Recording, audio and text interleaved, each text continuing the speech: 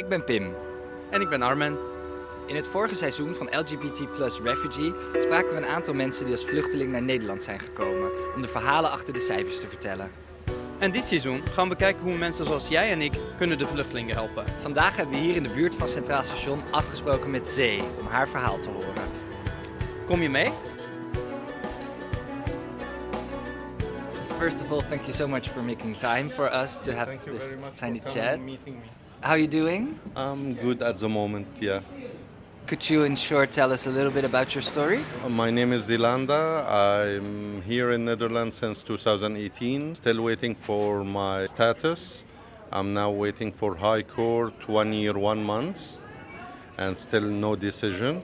In numbers, just to get it clear for the viewers, like how many transfers did you had since you moved here? In here, in total, maybe I'm almost around 20, as it says, or something like that. Because I apply first as political, because I didn't come out. I came out in 2020. In North Brabant, almost around 2 years and a half. In Rotterdam for 9 months. Ter Apel around 7, 8 months. It seemed when we were in the ship that we are starting all over again, because emergency shelter is for people just arrived. And I've been in dramatic situations since I start my transition. And recently I was in Middelburg, as it said there, had a fire accident, and we had to clear out from there to a sports hall near a school in Middelburg. And the discrimination started with me from there. Like everyone's looking at me weird, saying bad stuff about us, like me and my friend, also trans woman from Ukraine, Santa. And we tried as much as we can to complain to COA, but the situation with this fire and almost 300 people, they didn't take good care of this situation. The Netherlands is the new place where all the cultures mix together, but sometimes it doesn't work that way because you're escaping probably from these people, and how come you have to live again in this close-minded, as it say? My friend from Ukraine thought before I was over-exaggerating when I tell discrimination is a lot. But she saw it firsthand in the ship, and it was about her and about me. Here, 80% of refugees come from Middle East and first language Arabic, so I'm not discriminated only by one country. It's around 22, 23 countries. Let's say at least 15 countries are represented in refugee system. And how many times did you encounter discrimination? Basically at the beginning I didn't encounter anything because I didn't come out, but since July 2020 I've been discriminated almost on daily basis. I only feel free when I go out of, as it say. Can I ask you about the moment when you said you came out? Because that's supposed to be actually, as much as we're trying to, get rid of the coming out thing, because everybody should be themselves no matter what. How was your feelings about that? Was it freeing and nice, or was it double because there was also right away discrimination? It was a weird moment because I had to come out to the IND employee when I apply my asylum for the third time. So I came out directly to an official personnel from IND in Ter Apel, but he was very nice. He told me you don't need to be afraid to come out. So he was very helpful in this. But to come out completely, going out with makeup, with hair, with everything, it was almost since May 2021, I'm officially 100% out, social media, everything. So now I'm not hiding from anyone, and this was the biggest win for me. And how does it feel? That was question. So how I say, I feel myself. I feel this is the true me. What's before was fake. This is true, natural. I don't feel any stress or pressure on me, like I'm flying.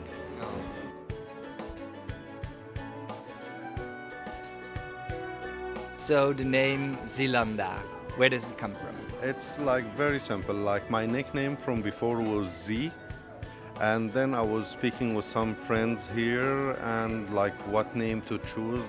Should I keep only Z?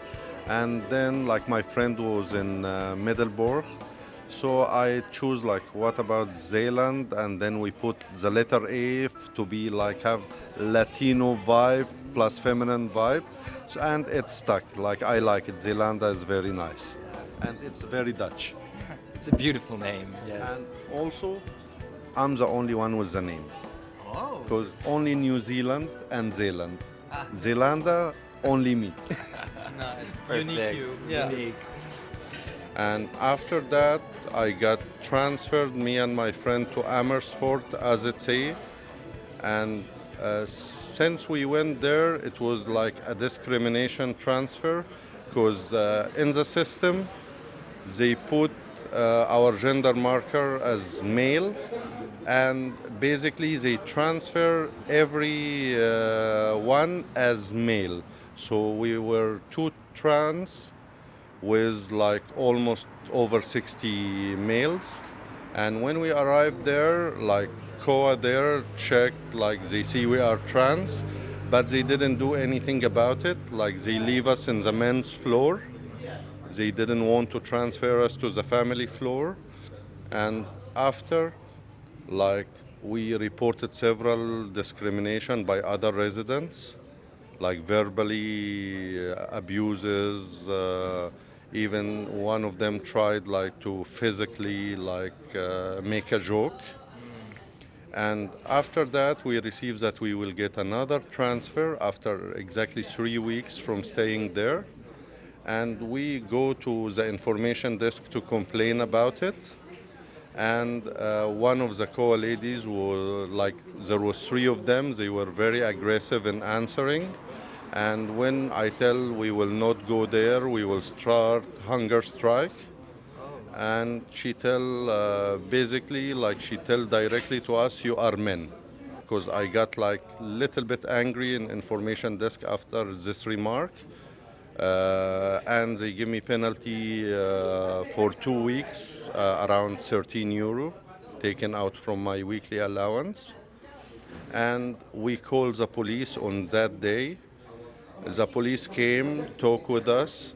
Even I show him email from Sandro Corticas about like we send a letter about this discrimination, and he talked already with Sandro for 15 minutes, while the other officer in Dutch were sarcastic about Sandro, about LGBT, and like he tell in a sarcastic way and laugh with COA that like Sandro is the godfather of LGBT, but in a very, very sarcastic way from my Dutch understanding. And after that, he tell, no, this is not discrimination. And he asked us, what's in your passport? And then we see that no use to talk with them no more.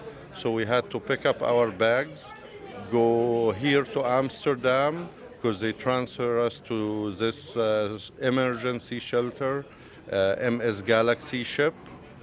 And when we arrived there, they put us together in a small room. But since day one, we get a lot of verbal abuse, discrimination. Someone tried also to attack us. And it's like basically like 1,000 people on the ship, mostly from Middle East. And we were like totally scared even to go to lunch, to go to breakfast, dinner, or go even to smoke a cigarette.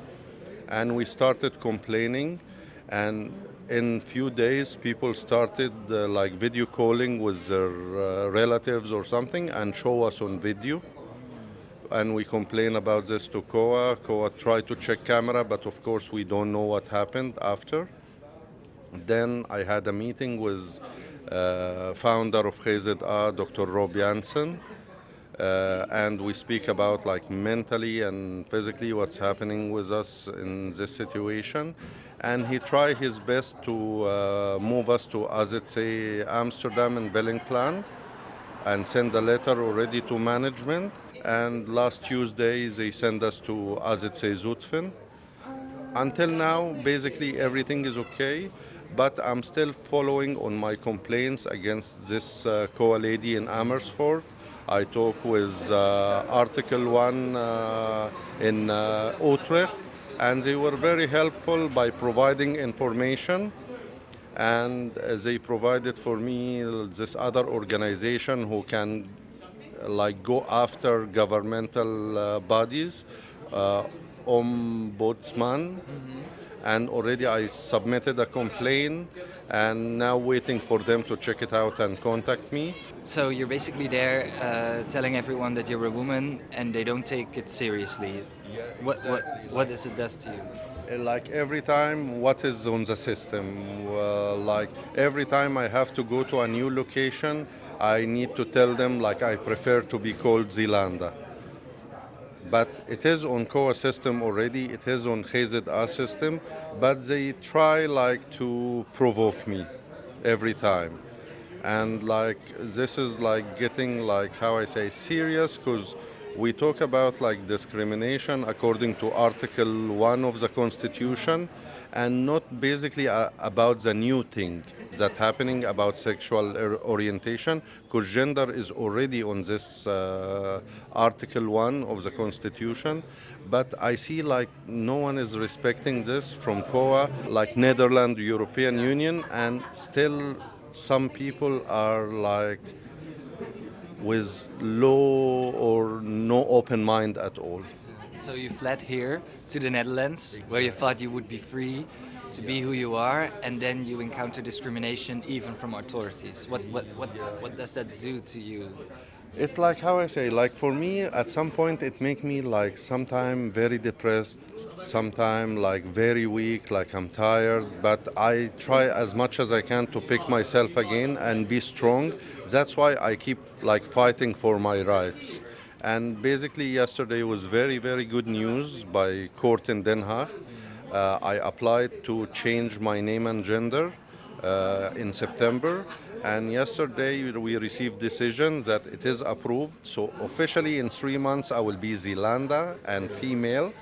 So this is very, very like important step, and I'm the first one to do it without a status in Netherlands. So it is a first. Congratulations. Thank you very much. What you're going through is not easy and you're getting sometimes depressed.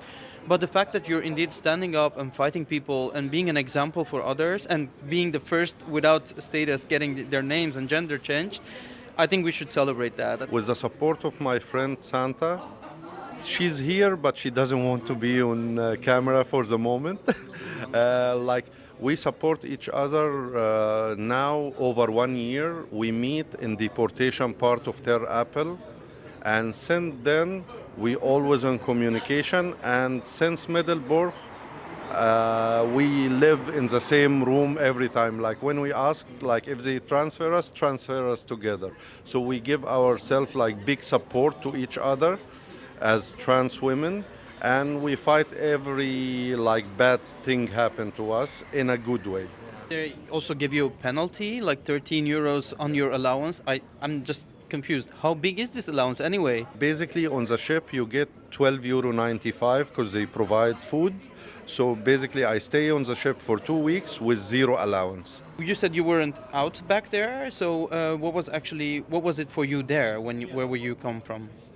Yeah, I'm from Egypt, so basically there I couldn't like be like this, like transformed. I only do it in private places because basically like religion-wise and community thinking, it's forbidden 100%. And even like by law, if they catch me as a trans woman, it was before like they use it as a prostitution law, so it's up to 17 years. Recently it like changed to undetermined, so they can put it for life, and it's very, very difficult, of course.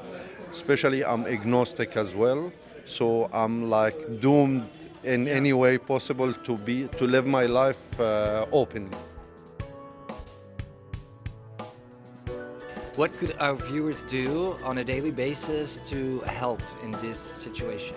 For example, I've been in this situation like since Christmas, and I reach out to a lot of LGBT organizations, but like unfortunately, like I know most of them don't have this capacity or something like that to help. But even a nice word or a nice message like we feel sorry or something like that would be nice, because some organizations even like look at my messages on WhatsApp and not even hello. So no, not even a reply, Yeah, nothing. Exactly. Okay, so wow. So like basically like don't do it for the media.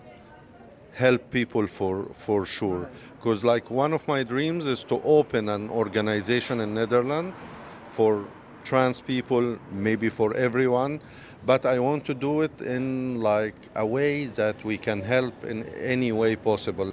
Regular people like you and I, what could they do today to help? Resharing post, writing some comments, because like now social media is a small world. Like if someone writes just a small sentence, it will go to several people, and from several people it will be more and more.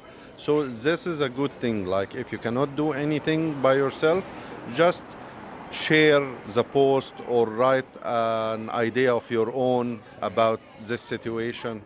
That will be very nice. So basically, sharing is caring. Exactly. That's true. It's one of my mottos.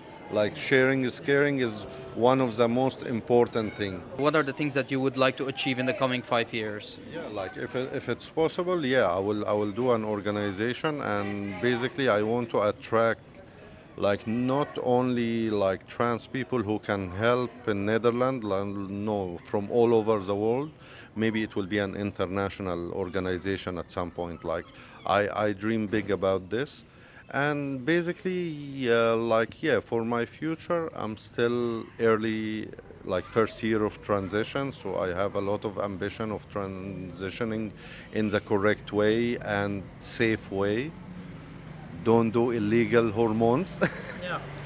And maybe I will go back for study, because I have a university degree and everything, but here there's possibility like to do something you love.